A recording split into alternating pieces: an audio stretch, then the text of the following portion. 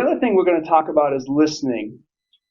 Ordinary listening, we have a conversation already going in our head.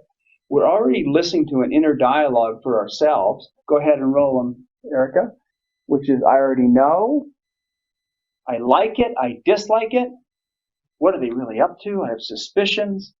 Do I believe this person or I disbelieve them? What's in it for me? Do I agree or disagree? Should or shouldn't? Those kind of things, right and wrong. We're already making all these judgments and labeling, and what's not happening when we have all those conversations is true listening to the other person. So I'm going to bring Ryan up, and he's going to talk a little bit about another paradigm for listening. Go ahead, Ryan. Yeah, so we're going to talk about deep listening.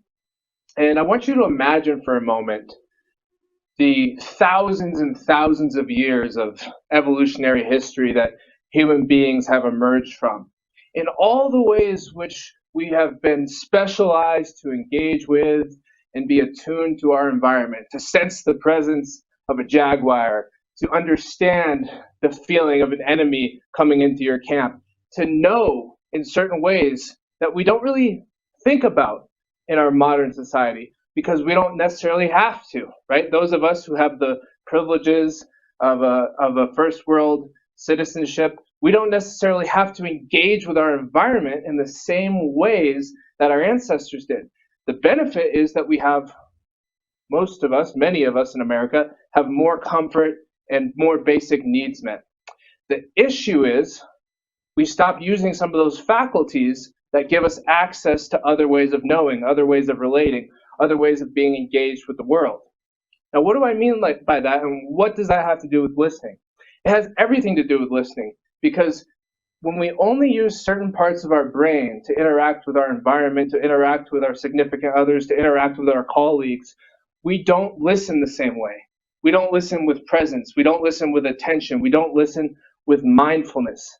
We listen with that hyperactive brain of ours that is always going and always thinking about the next thing. And so what's the result of that for many of us in modern society is that we're always going somewhere, but we never arrive.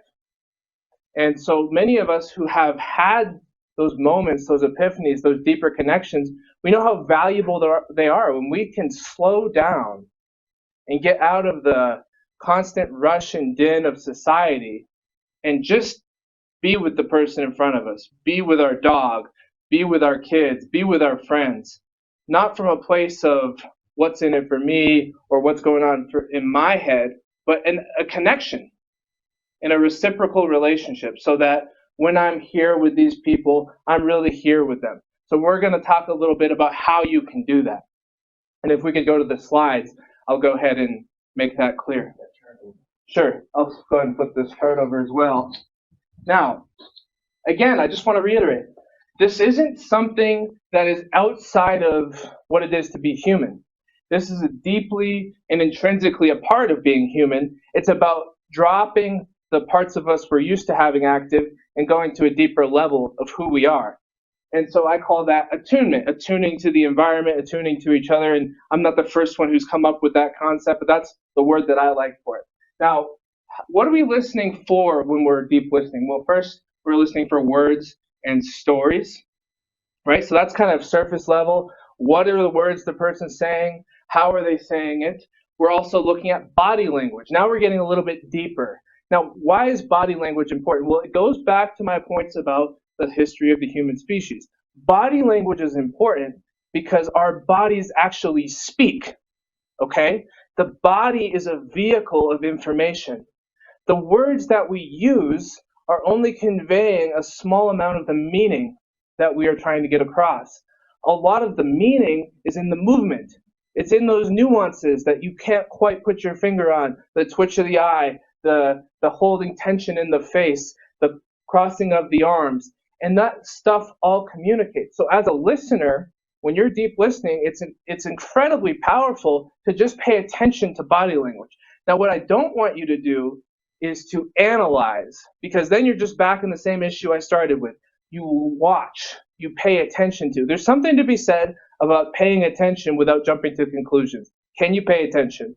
That's the deep thing about body language. And then, as you pay attention, you might start seeing images or having images occur to you. And I don't just mean visual images. Sometimes images come as full-bodied sensations with their own patterns of perception.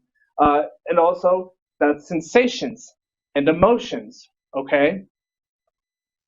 Now, as you listen more and more deeply throughout the course of time to a person, you're going to notice certain concepts, ideas, and themes emerge. Now, these are reoccurring ways of being that a person seems to inhabit, and that gives you sort of an overall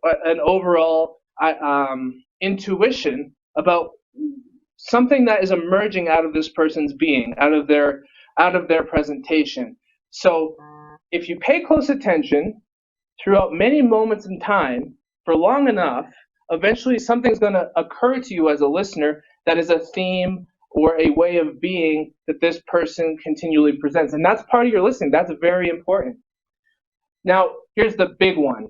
This is back to the word intuition. Energy. Now, what is energy? Energy is that field that we experience as human beings, but we can't describe it with any of our logical terms or anything that can be easily pinned down. Yet we know we feel it, right? So if you rub your hands together really vigorously right now, you're going to feel energy in your hands.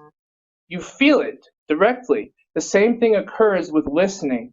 Something comes across. Now, you're not going to feel it if you're analyzing or if you're hyper-focused on trying to figure out what is it that I need to be doing right now. You're going to feel it through presence, as my father outlined to you earlier, the importance of presence. Now, as you're listening, you're going to get these waves once you practice, right? This isn't something that's going to happen overnight for many of you, but as you practice more and more, you'll start experiencing waves of energy. And again, it's not necessarily something that you have to take as this far off abstract idea. Try it out and see for yourself. It is just a fact of human experience that we can feel energy, regardless of where we think that might come from, whether it's biological or spiritual. That's not part of the question I'm currently asking. Opening to energy, though, is just a part of what it is to be human, that we can feel those things. Now, you're not going to have time to do this exercise today, but when you're listening, a very powerful way to do that is to reflect what you're hearing. You know, Chris, what I heard you say is that you're really struggling at home with your wife right now, and it's really been painful, and you're watching your son take it all in, and you know that it's just a really difficult thing, but as a father, you feel helpless. See, that's a summary of what you heard, or it could be something less intense than that. Wow, it sounds like you're really happy you just met that deadline. I can just see it coming off of your body. It's just amazing that you've been sharing this with me. Am I hearing you correctly, how joyous you are? So you always ask, am I hearing you? How did that land for you? Because then they have the right to say, well, here's another piece of it. It's not quite this, it's this. And that's a part of the process of listening, is that you're coming into attunement with the other person or people around you. So what I want you to try sometime, if you have time tonight or another day this week, just humor me. Find a person you care about, whether it's a colleague, a significant other, a friend, a child, whatever it would be, and practice listening. Don't go into analytical, just go into feeling, and use these principles not as something that you have to adhere to with perfection, but as a guideline that you can embody and start to feel what it might be like to experience this. Pick something on here. Well, I'm just going to stick with body language and see if I can really hear and feel the body language. Try a reflection. And here are some good tips that you can use. This is how I'm experiencing what you shared. This is how you're occurring to me. When you said that, I felt. Here's the overall theme I'm hearing emerging from what you're saying. See if you can come up with a summary, and then they might say that's perfect, or they might say, yeah, and there's also this. Then try another reflection until you both feel like we're in exact attunement. This is one of those exercises that you cannot practice enough. It's going to transform the way you interact with people.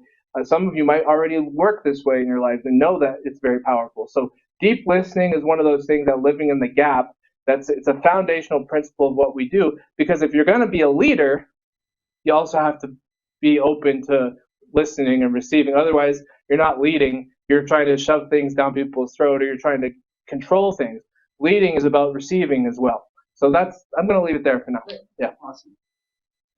Thanks, Ryan. I would say, I'm a real estate developer, and I find that this exercise, like if I get a city group together, a table of 20 people, engineers, this is the most important exercise to make sure, because I know it's 2 months to get those people back at the table. And if I don't hear them and reflect back and know exactly what it is, then I've really lost a big opportunity. So it's a big practice. Thank you, Ryan. Let's go.